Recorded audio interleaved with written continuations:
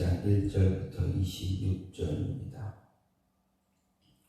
스알디엘의 아들 스룹바벨과 예수아와 함께 돌아온 제사장들과 레위 사람들은 이러하니라. 제사장들은 스라야와 예레미야와 예스라와 아마랴 말룩과 핫두스와 스가냐와 르훔과 무레뭇과 잇도와 긴무도와 아비야와 미야민과 마하다와 빌가와 스마야와 요하립과 여다야와 살루와 이목과 힐기야와 여디야 이 이상은 예수와 때의 제사장들과 그들의 형제 지도자들이었느니라.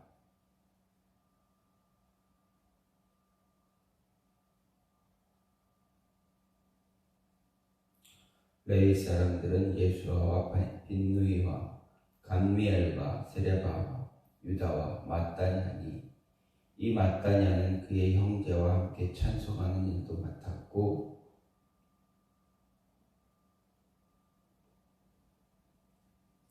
또 그들의 형제 박부갸와 운노는 직무를 따라 그들의 맞은편에 있으며 예수아는 요아김을 낳고 요아김은 엘리야십을 낳고 엘리야십은 요야다를 낳고 요야다는 요나단을 낳고 요나단은 야뚜아를 낳았느니라. 요야킴 때에 제사장 족장된 자는 스라야 족속에는 무라야요, 예레미야 족속에서는 하나냐요, 에스라 족속에서는 무술람이요, 아마랴 족속에서는 여호하나니요, 말루기 족속에서는 요나단이요, 스바냐 족속에서는 요셉이요, 하림 족속에는 아드냐요, 무라요 족속에는 헬게요, 잇도 족속에는 스가랴요, 긴느돈 족속에는 무술람이요, 아비야 족속에는 시그리요, 미냐민 곧 모야다 족속에는 빌데요, 빌가 족속에는 삼무아요, 스마야 족속에는 여호나단이요, 유아립 족속에는 마뜨네요, 여다야 족속에는 우시요, 살레 족속에는 갈레요, 아목 족속에는 에베리요, 힐기야 족속에는 하사바요, 여다야 족속에는 느다넬이었느니라. 엘리야십과 요야다와 요하난과 앗두와 레위 사람의 족장이 모두 책에 기록되었고 바사왕 다리오 때에 제사장도 책에 기록되었고 레위 자손의 족장들은 엘리야십의 아들 요하난 때까지 역대지략에 기록되었으며 레위 족속의 지도자들은 하사랴와 세레바와 감미엘의 아들 예수아라. 그들은 그들의 형제 맞은편에 있어 하나님의 사람 다윗의 명령대로 순서를 따라 주를 찬양하며 감사하고 마따냐와 박부가와 오바다야와 르무슬람과 달몬과 악굽은 다 문지기로서 순서대로 문 안의 곳간을 파수하였나니 이상의 모든 사람들은 요사닥의 손자 예수아의 아들 요야김과 총독 느헤미야와 제사장 겸 학사 에스라 때에 있었느니라. 아멘. 오늘 말씀은 백성들이 예루살렘 이주정책 시행과 인구분산 그리고 성벽 낙성식 성전제사 이런 것들을 확립을 다루고 있는 11장 12장의 기사입니다. 여기서는 예루살렘의 수도 기능 확립과 방들을 위한 백성들에 대한 예루살렘 이주정책 시행과 인구분산에 대해 기록한 11장에 이어서 1차 포로 귀환 이후 제사장과 레위인의 명단을 이야기합니다. 먼저 1절부터 7절은 1차 포로 귀환 시 제사장 가문의 명단입니다.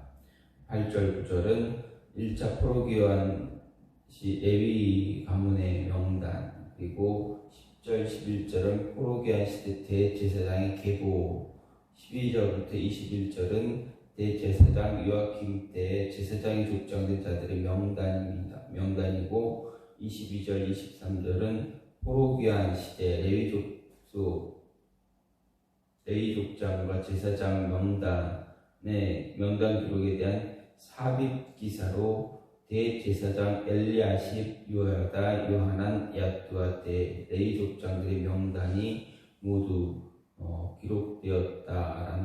기록되었고, 페르시아 왕 다리오 2세 때 제사장의 명단도 기록되었고, 레위인 족장의 명단은 엘리야십의 후손 요하난 때까지만 기록되었다라는 것을 볼 수가 있습니다.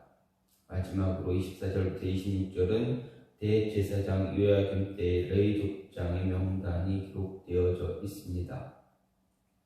이렇게 1차 포로 귀환 이후에 제사장과 레위 가문의 명단을 정리해서 기록하고 있는 오늘 말씀은 느헤미야가 성전 제사를 제도를 확립했다라는 것을 보여줍니다. 따라서 본문이 궁극적으로 지향하는 것은 성벽 재건 공사 완료와 더불어 성전 제사 제도 확립을 이야기합니다. 그리고 이렇게 함으로써 이제 이스라엘 공동체가 온전히 회복되어 다시 구속사의 주역으로서의 자격을 회복했다라는 것을 볼 수가 있습니다.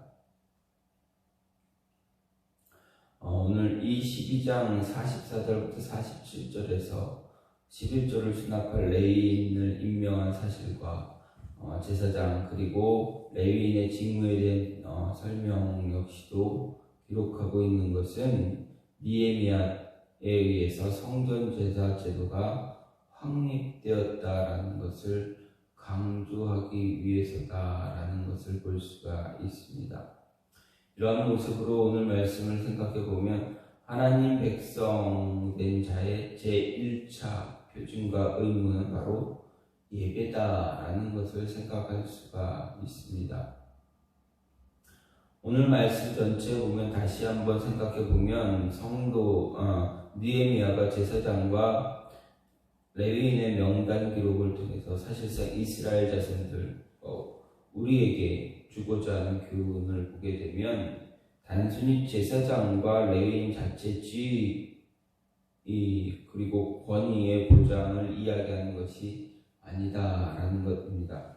엄밀히 말하면 느헤미야는 그런 일에는 조금 더 관심이 없는 것처럼 보입니다. 다만 그가 강조하는 것은, 그가 의도하는 것은 당시 이 구약 제사의 중심에 있는 사람들이었습니다. 따라서 이들의 지위를 격상하고 권한을 강화한다면 무엇이 제사가 살아난다라는 것입니다. 따라서 이들의 지위, 권위 등을 강화함으로 느헤미야는 이스라엘 전체를 제사하는 공동체, 오늘날로 말하면 예배 공동체로 확고하게 그 자리를 잡게 하기 위해서였다라는 것입니다.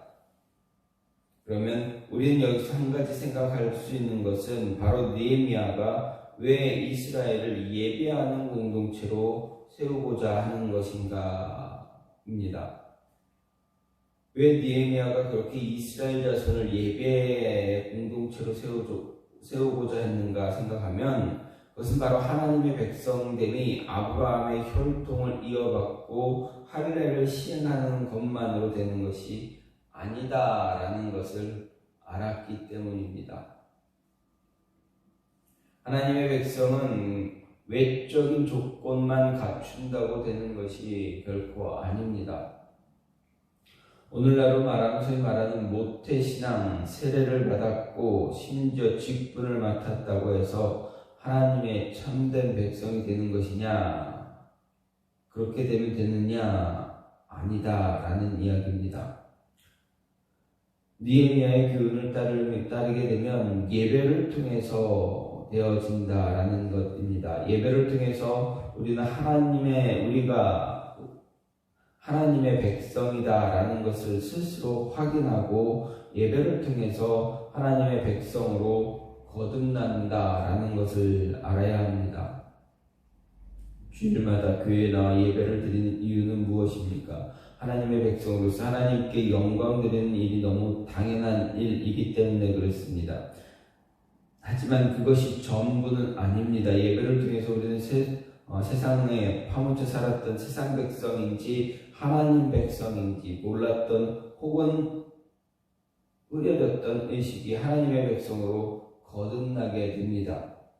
예배 과정과 말씀 선포를 통해서 자신을 돌아보고 하나님의 백성으로 다시 태어나는 것입니다. 그 결과 우리는 의식이 새로워지게 됩니다. 믿음이 또다시 새로워집니다.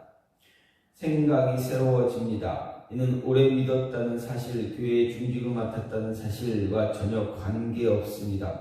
우리는 모두 죄인이고 타락한 본성을 가졌다는 점에서 언제나 동일하다라는 것 잊지 말아야 합니다. 따라서 누구도 예배를 통해서만 하나님의 백성임을 스스로 입증하고 새롭게 태어나 힘을 얻는다라는 것입니다. 따라서 우리 역시 오늘 말씀에 따라 하나님께 예배드리는 일에 생명같이 여겨야 한다라는 것입니다. 예배를 비롯한 모든 교회의 공식적인 예배의 의무감을 갖고 우리 또한 그 예배에 참여하기 위해서 부단히도 노력하고 애써야 한다라는 것 잊지 말아야 합니다. 우리가 정말 하나님의 백성이라면 겉으로 드러나는 어떤 표정만으로 보는 것이 아니라 우리 영혼이 진실적으로 하나님 앞에 나와 하나님께 예배하고 있는가라는 것을 되돌아보아야 합니다. 또 한 가지는 구약 제사장의 고귀함은 신약 성도의 고귀함의 예표다라는 것입니다. 1차 포로기한 이후에 제사장과 레위인의 명단이 기록된 오늘 말씀입니다. 우리가 이 느헤미야서를 앞에서부터 천천히 살펴보면 제사장이나 레위인을 매우 강조하고 있음을 볼 수가 있습니다. 왜 그렇습니까? 왜 느헤미야의 저자는 제사장과 레위인을 이렇게 강조하고 있는가 생각해보면 느헤미야가 의도하고 있는 이스라엘의 회복이 단순한 나라의 회복이 아니라 하나님을 예배하는 공동체로서의 회복이고 결국 이것에는 제사장이나 레위인의 역할이 중요하기 때문이다라는 것을 알 수가 있습니다. 즉 제사장과 레위인이 고귀한 존재다라는 것을 말합니다. 그런데 오늘 우리 성도들 역시도 고귀한 존재다라는 사실을 잊지 말아야 합니다. 성경이 오늘 우리에게 대해 말하는 것은 베드로전서 2장 9절에서 이렇게 이야기합니다. 오직 너희는 택하신 족속이요 왕같은 제사장들이요 거룩한 나라요 그의 소유된 백성이니 이는 너희를 어두운 데서 불러내어 그의 기이한 빛에 들어가게 하신 자의 아름다운 덕을 선전하게 하려 하심이라 이렇게 말합니다. 성경은 우리를 제사장이라 부르고 있습니다. 그것도 그냥 제사장이 아닌 왕같은 제사장 이렇게 말합니다.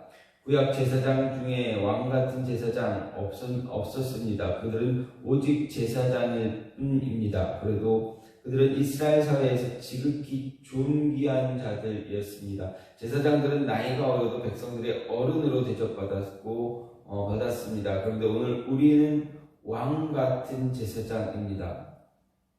그러기에 우리 역시 존귀한 자들입니다.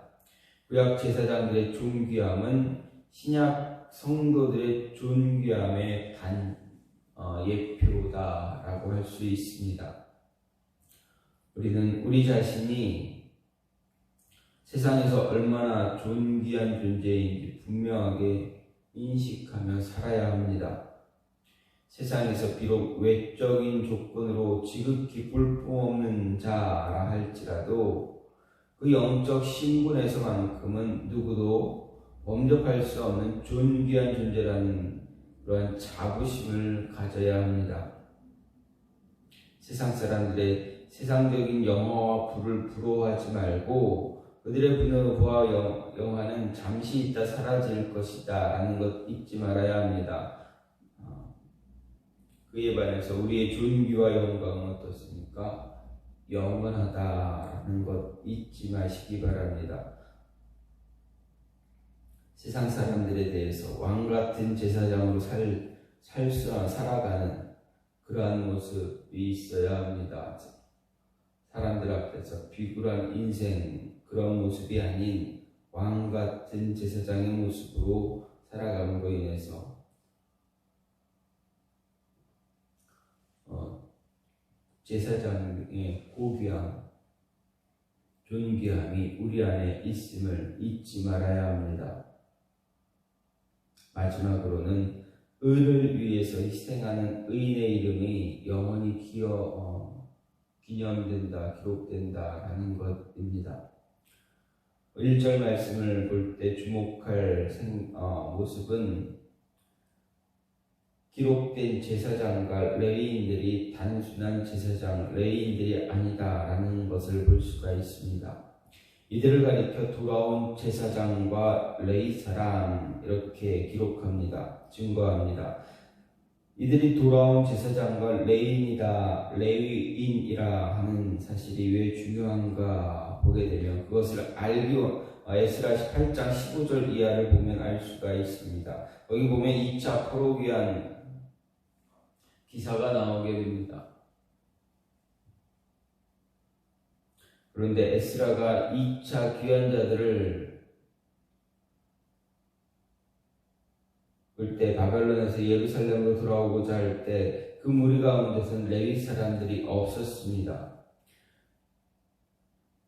이런 사실이 말해주는 것이 무엇입니까? 그들이 바벨론에서 돌아오는 일이 얼마나 힘든 일이었는가 하는 것을 생각할 수가 있다라는 것입니다.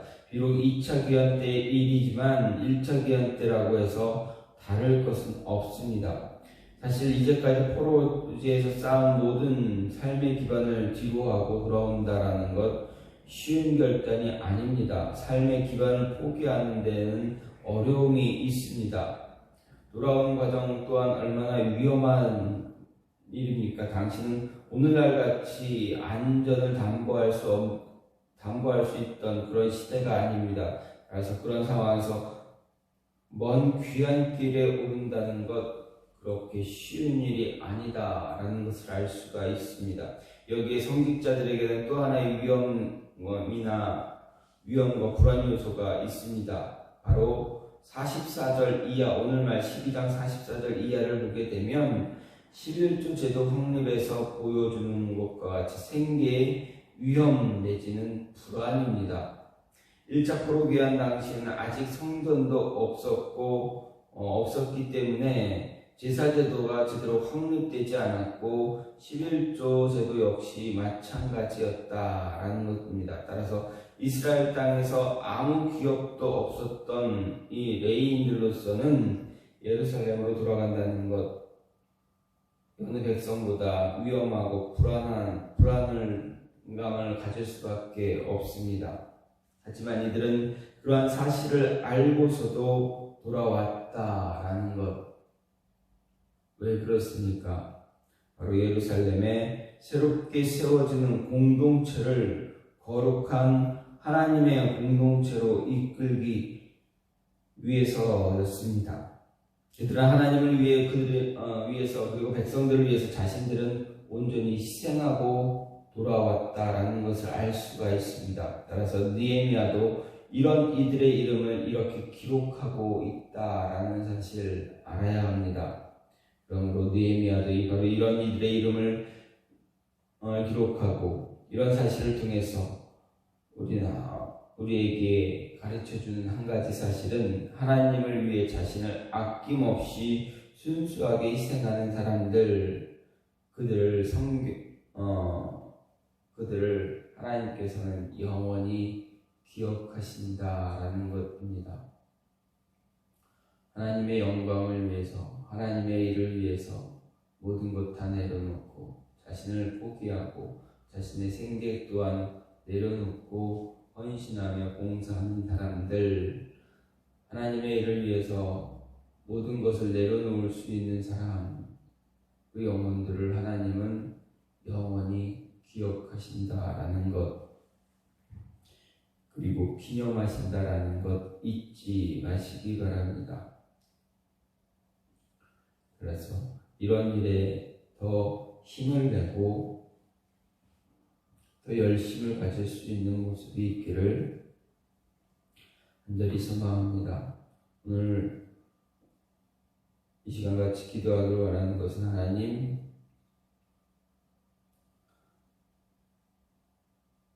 우리를